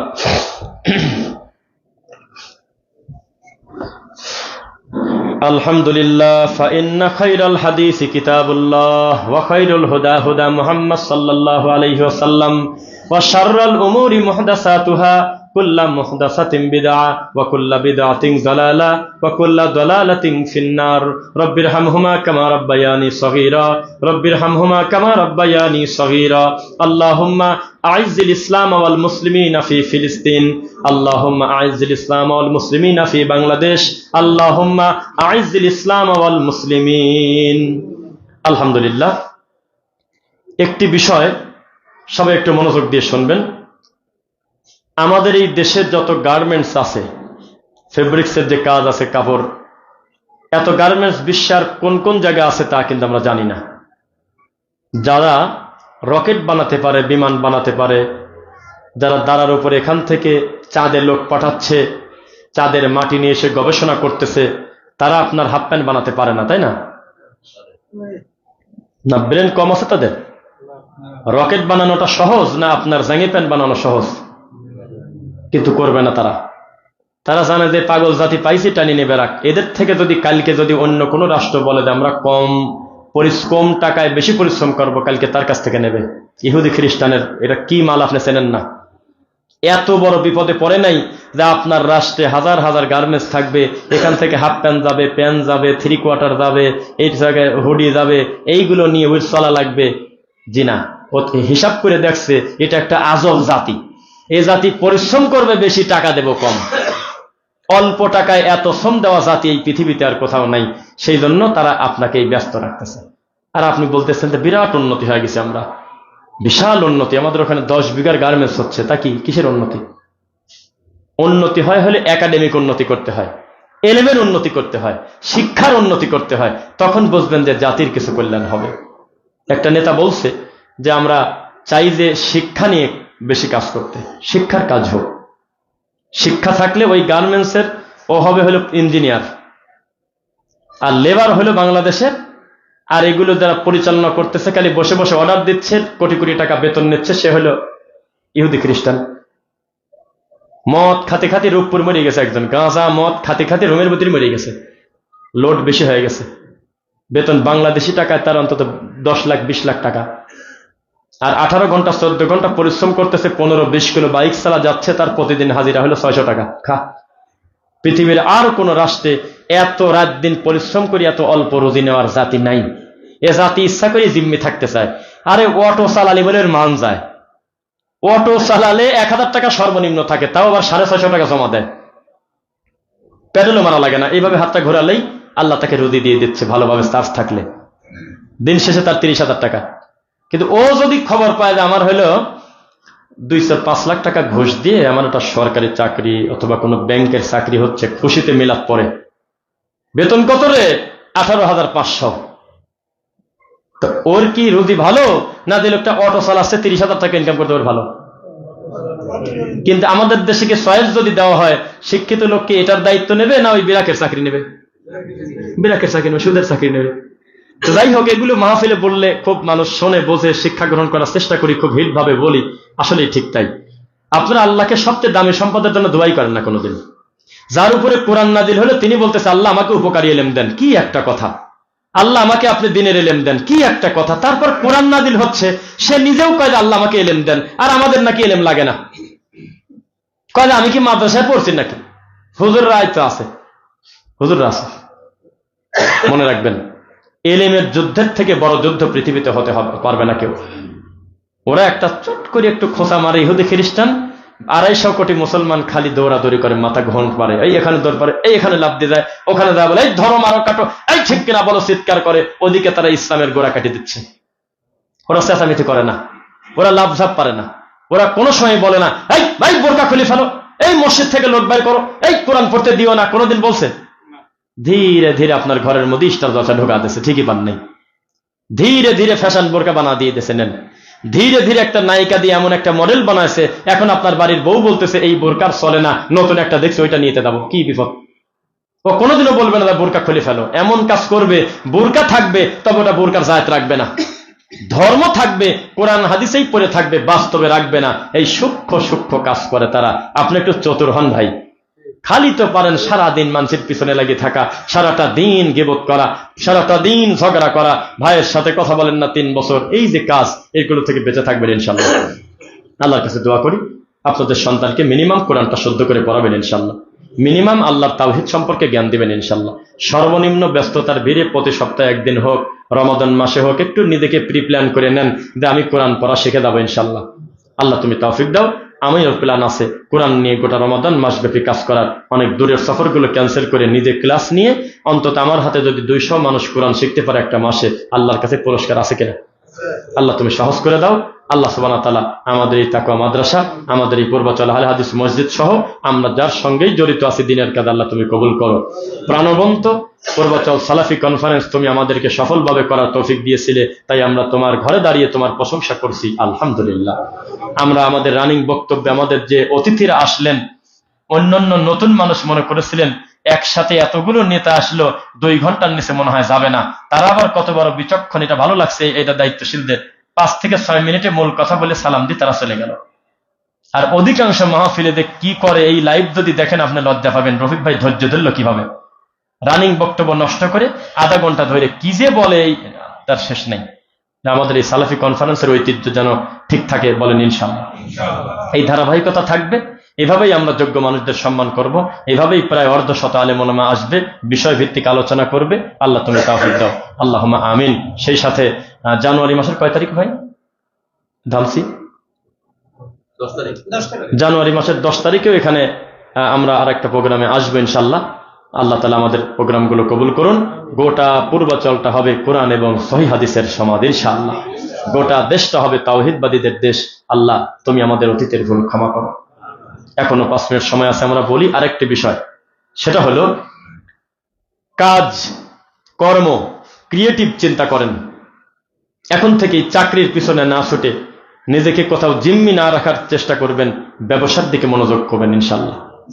ব্যবসার দিকে মনোযোগী হবেন, ব্যবসা শুরু করেন, ধৈর্যশীল হন, আল্লাহ ব্যবসায় বারাকা দেবেন। চাকরির পিছনে ছুটে বাপ মাকে ভালো রাখা যাচ্ছে না, ছেলে সন্তানকে রাখা যাচ্ছে না, বসের মোডের উপরে মেসেজ করতেছে চাকরিটা কয়দিন টেকে, কি বিপদ। বসের মামাতো ভাই যদি খালি একবার বলে যে ভাই তুমি কিভাবে আমার আগামী মাসের 1 তারিখে চাকরি দিবে তা আমি জানি না, তাছাড়া কিন্তু ঝামেলা আছে, তোমার গোপন ভিডিও ছাড়িয়ে দেবো, আমি বললাম আর কি, কথার কথা। দেখবেন যে যেভাবেই হোক কোনো একটা নিরীহ লোককে কৌশলে সরাই দিয়ে ওই জায়গায় মামাতো ভাই ঢোকা দিয়েছে, এর নাম চাকরি। কেউ না কেউ করবে, সবাইকে দিয়ে আল্লাহ ব্যবসা করাবেন না। কিছু লোক আছে হোসে খাটো, আমাদের পাবনায় বলে, মানে হিসাব রাখতে পারে না, কিছুই বোঝে না, তাল বোঝে না, ও মানুষের ইয়েতে কর্ম করে খাক। কিন্তু যার বিচক্ষণতা আছে, যিনি টু মাস ইন্টেলিজেন্ট, যার জ্ঞান আছে, উলুল আলবাব, যে এই লোক কেন আর একটা লোকের কাছে গিয়ে পড়ে থাকবে, সে নিজে একটা ব্যবসা বাণিজ্য করবে, তার মাধ্যমে 10টা মানুষের রুজি হবে, হবে কিনা? আমার সামনে আমাদের একজন ব্যবসায়ী ভাইকে বলে, টাকা কি কবরে নিয়ে যাবে নাকি? এত টাকা দিয়ে কি হবে? খালি ব্যবসা ব্যবসা, এতটা লাগে। নতুন নতুন ব্যবসা খোলো। তখন উনি এমন একটা কথা বলছিল, এটা আমার জীবনে চলার পথের সবচেয়ে বড় কাজ দিয়েছে। উনি বললেন, আমার যে সম্পদ আমার আল্লাহ দেশে বর্তমানে, তাতে আমি, আমার সন্তান, তার সন্তান, তার সন্তান, এরকম 5 প্রজন্ম যদি গাঁজা মদ না খায়, অন্য কোনো নেশার যদি যুক্ত না হয়, তাহলে আমি আশাবাদী আরামসে তাদের গোটা জীবন চলে যাবে। এরপরেও আমি বারবার শুয়ে পড়ে খালি নতুন নতুন ব্যবসার ধান্দা করি। কেন জানেন? কেন এই ব্যবসার মাধ্যমে খালি আল্লাহ আমার একাকে রুজি দেবে না, আমার মাধ্যমে হাজারো মানুষের রুজির চাকা আল্লাহ ঘোরাবেন। কোথায় পাবেন এই কথা বলেন? হুজুর এই কথা কয়? হুজুর খালি কষ্ট বেহাক্কে লা ইলাহা ইল্লাল্লাহ দেও একাদা, কেউ ফেরে না খালি হাতে। হুজুরের কাম হলে এরকম করা, হাত পাতে থাকা, যা পারেন দেন, যা পারেন দেন। অলিখিত ভাবে বলে দিছি, আমাদের মাদ্রাসার হুজুরদের নিয়ম হলো যা পারেন দেন, 1 টাকা দিবেন 10 টাকা পাবেন। কিন্তু রাসূলের শিক্ষা বলেন তো কি? কেউ একটু হাত দিয়ে দেখান তো। রাসূলের শিক্ষা এইটা না এইটা? রাসূলের শিক্ষা উপরে না নিচে? রাসূল বলছে উপরে থাকো, আর আমরা বলতেছি যা পারেন দেন। এইটা আমাদের শিক্ষা। একজন আলেমের হাতে যদি প্রচুর টাকা থাকতো, একজন আলেম যদি শান শৌকতে থাকে, ভালো গাড়িতে চলে, একটা তার ঐতিহ্য থাকে, নাস্তিক ইহুদি খ্রিস্টান তার দিক তাকায় বলবে, দেখো তার ব্যক্তিত্ব দেখো। আলেম মানেই ভিক্ষে করা না, আলেম মানেই সে ওই মানুষের কাছে যা পারেন দেন না। ওই দেখো এটা আলেমের গার্মেন্টস, ওই দেখো ওই বাড়িটা আলেমের, ওই দেখো অত বড় একটা ব্যবসা প্রতিষ্ঠান একজন মাওলানার, একজন কোরআনে হাফেজের। এটা কি খারাপ হতো না ভালো হতো? একজন আলেমের হাতে আপনি কারণ ছাড়াই 2 কোটি টাকা দেন, দেখি কোন হুজুর একটা সিনেমা হল দেয়, আমি দেখি, নাম বলেন তো। কোন হুজুর একটা মদের দোকান দেবে আমাকে বলেন, আমি দেখি। ওই ঘুরে ফিরে মাদ্রাসা দেয়, ওই একটা মসজিদ দেবে, ওই একটা কিছু করবে, এটাই হলো তার চিন্তা। তো যার হাতে টাকা থাকলে দিনের কল্যাণ হয়, তাকে বলতেছে যে যা পারেন দেন, এই তো মুশকিল। ব্যক্তিত্ব নষ্ট করে দেওয়া হচ্ছে। আল্লাহ ক্ষমা করুন, জীবনে এই দৃশ্য দিন আমাকে চোখ দিয়ে না দেখা। আল্লাহ, আমাদের কোন সন্তানকে দিয়ে কোন হুজুর গ্রামে নামা দিয়ে বলতেছে যা পারেন দেন, হাতে দিবেন তাই যাবি সাথে, ওই হুজুরের আমি কি করবো তার হিসাব নাই। যদি আমাদের সন্তান দিয়ে যদি এই কুকাম করে কোনোদিন, সন্তানদেরকে বলতে হবে, ওই দেখো একটা লোক অসহায়, দৌড়ে যাও তো 2 টাকা দিয়ে আসো তো, 5 টাকা নাই দাও 2 টাকা দাও, নাই 10 টাকা নাই 5 টাকাই দাও, 50 টাকা নাই 10 টাকাই দাও। এই শিক্ষা দিতে হবে। উল্টা, পুরা উল্টা। এ হলো কেমন? ওই যে কইলে আমরাই চা চিনতে খাই, আমাদের কাছে আবার তুমি আসলে, এরকম হয়েছে। আমার কাছে আবার তুমি চাও, আমারই তো আবার আরেকটু পর আরেকজনের কাছে চাইতে যাবো। স্বামীকে বলতেছে যে তুমি আমাকে ফিতরা দাও, আমি তোমাকে দেই, তা 2 জনের আদায় হোক নাকি? মানে হুজুর মানুষ দান করবে না, একজন আলেম মানুষের হাতে টাকা থাকবে না, উনি টাকা দিয়ে কি করবে? কেউ কেউ প্রশ্ন করে যে ইমামের বেতন কত? 20,000। এত টাকা? আমার ওখানে 7,500 টাকা। আরে বাবা, কিসের হিসাব? আলেম মানুষের হাতে রুজি থাকুক। যেই সমাজে আলেম আল্লাহর কাছে বলে আমি চলতে পারি না, কমিটির কাছে যদি বলে যে বেতন বাড়িয়ে দেন, এটা একটা জাহিলিয়াত, এটা একটা গজবের কথা। কম দুঃখে পড়ে কোনোদিন কমিটির লোকের কাছে বলে না, আর 1টা বছর 2টা বছর 5টা বছর আমি নোয়াখালী থেকে আসলাম, আপনি আমার বেতনটা বাড়িয়ে দেন। এটা কিন্তু মুখে জোতা মারার মতো কথা। উনি ঠিকই পাবে না, উনি ঠিকই পাবে না। আল্লাহ তাকে যোগ্য সম্মান দিবেন, তাকে সমাজ মিলে তাকে দেখবে, তাই কি বলেন? কিন্তু আমাদের সমাজে উল্টা, 5,000 টাকায় করেন না করেন, চলে যান, আরেকজন ঘুরতেছে। আল্লাহ হিদায়াত দিন। এটা আমার অফিসিয়াল প্রতিষ্ঠান। আমি রফিক বিন সাইদ 64টা 63 একটা যেহেতু যাই নাই, ইচ্ছা করে যাই নাই, কেউ ডাকে নাই তা না, সিঙ্গেল মাহফিলের জন্য আমি খাগড়াছড়ি যাই নাই, এটা আমার ইচ্ছা। বাকি প্রায় 63টা জেলা আল্লাহ নিয়েছে, কোন জায়গায় আমি ফিক্স খুতবা দেই না, শুধুমাত্র একটা, এই মসজিদে প্রত্যেক মাসের 2 নম্বর খুতবা। আমি মনে করি এখানে আমি প্রাণ ভরে 2টা কথা বলবো। কোনোদিন কমিটির লোক আমাকে বলে নাই আমরা যা বলে দেবো সেই ওয়াজ করবেন, কোনোদিন বলে নাই। কোনোদিনও বলে নাই যে আপনি বক্তব্য দিয়েছেন আমাদের বিরুদ্ধে গেছে, জীবনেও এই কথা বলে নাই। বললে সেদিন থেকে আমার তার কোনো কাজ নাই। স্বাধীন মতো আমরা কথা বলবো, আমরা স্বাধীন মতো আমলও করবো। আল্লাহ তৌফিক দাও। আল্লাহ আমাদের তুমি সঠিক দিন এলে অর্জন করার তৌফিক দাও।